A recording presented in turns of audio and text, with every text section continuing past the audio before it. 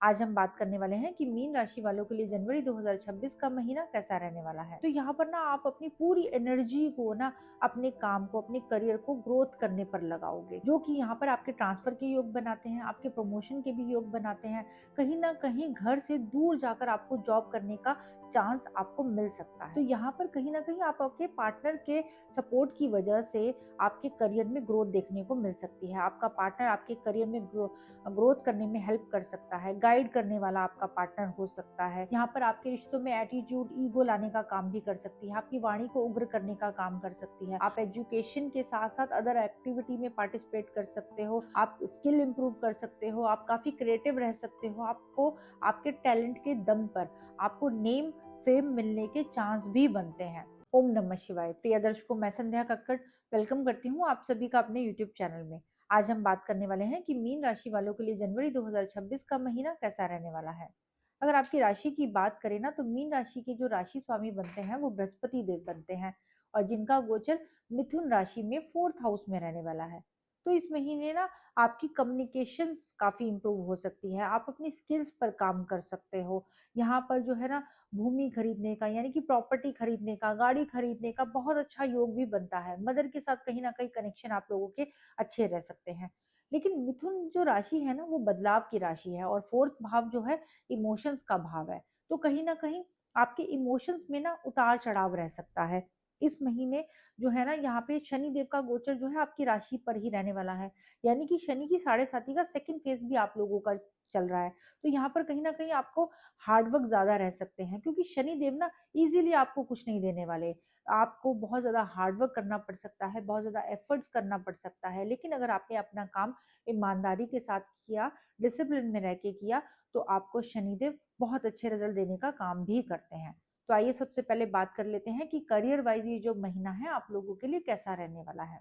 अब करियर की बात करें ना, तो 10th हाउस से हम आपके करियर को, प्रोफेशन को देखते हैं, और जहां पर 4 प्लैनेट्स का गोचर एक साथ रहने वाला है, यानी कि सूर्य, बुध और शुक्र, मंगल का कॉम्बिनेशन आपके 10th हाउस में रह सकता है। तो यहाँ पर ना आप अपनी पूरी एनर्जी को ना अपने काम को, अपने करियर को ग्रोथ करने पर लगाओगे। यहाँ पर आप काफी बोल्ड डिसीजन ले सकते हो, बड़े बड़े लोगों के साथ आपके कनेक्शन रह सकते हैं।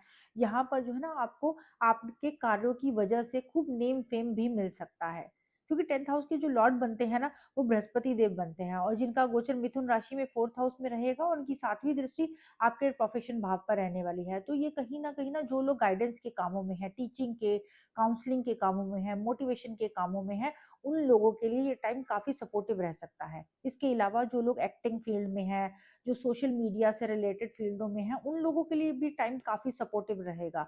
ऐसे लोग जो है ना, काफी अच्छी अपने करियर में ग्रोथ भी करेंगे। अब हम बात करेंगे कि जॉब वाइज ये महीना आप लोगों के लिए कैसा रहने वाला है। जॉब की बात करें ना, तो 6th हाउस से हम आपकी जॉब को देखते हैं, और जहाँ पे केतु देव का गोचर रहने वाला है, जो कि यहाँ पर आपके ट्रांसफर के योग बनाते हैं, आपके प्रमोशन के भी योग बनाते हैं।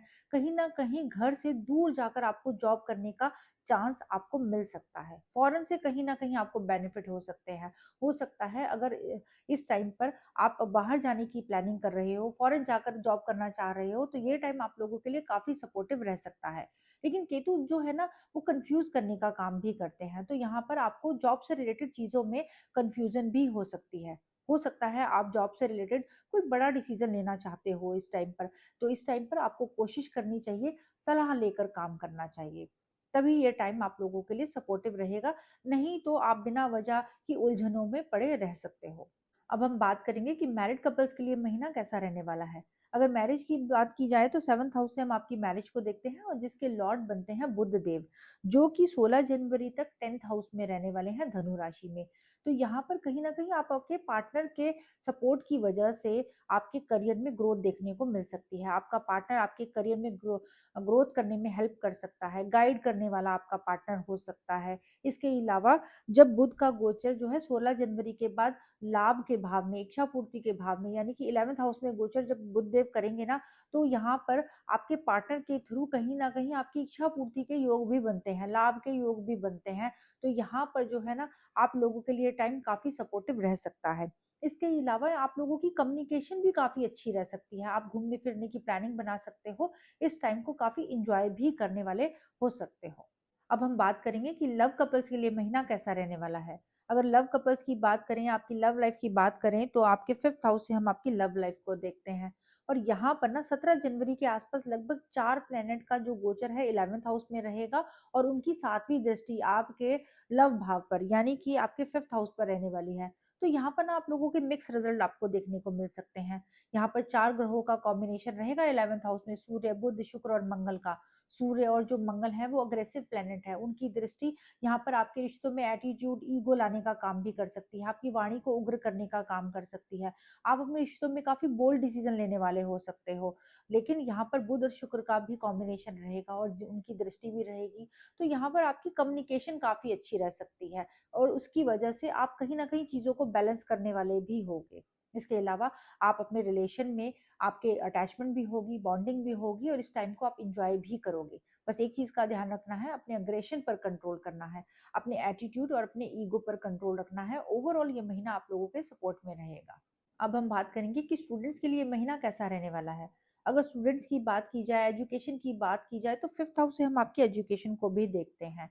तो यहाँ पर जो है ना 17 जनवरी के आसपास लगभग 4 ग्रहों का जो प्लैनेट का जो गोचर है वो 11th हाउस में रहेगा, और 7वीं दृष्टि आपके जो है एजुकेशन भाव पर पड़ेगी। तो यहाँ पर कहीं ना कहीं आपकी कम्युनिकेशन बहुत अच्छी रह सकती है।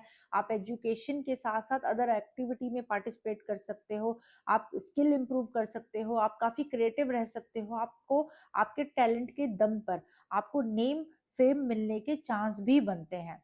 बस यहाँ पर एक चीज का आप लोगों को ध्यान रखना होगा, ओवर कॉन्फिडेंस से आपको बचना होगा। ओवर कॉन्फिडेंस अगर अपने अंदर लेकर आए ना, तो चीजें आप खराब भी कर सकते हो। जल्दबाजी अगर आपने की तो चीजें आप खराब कर सकते हो। बस यहाँ पर इन्हीं दोनों चीजों पर आपको कंट्रोल करना है, अदरवाइज ये जो टाइम है आप लोगों के लिए काफी सपोर्टिव रह सकता है। अब हम बात करेंगे कि हेल्थ वाइज ये महीना आप लोगों के लिए कैसा रहने वाला है। अगर हेल्थ की बात की जाए ना, तो आपके 1st हाउस में शनि देव रहने वाले हैं, तो यहाँ पर आपके अंदर ना थोड़ा आलस ज्यादा रह सकता है। आप चीजों को डिले करने वाले हो सकते हो, जिसकी वजह से ना आपका पेशेंस लूज हो सकता है। तो इसलिए कोशिश करें अपना जो है ना डेली रूटीन सही रखने की कोशिश करें। आप चीजों को टाले नहीं, क्योंकि टालने की वजह से ना बहुत सारी चीजें खराब होती हैं, और जिसका इम्पैक्ट जो है ना आपके हेल्थ के ऊपर पड़ता है। इसके अलावा राहु का गोचर आपके 12th हाउस में रहेगा, जो कि आपकी नींद को डिस्टर्ब करने का काम करता है।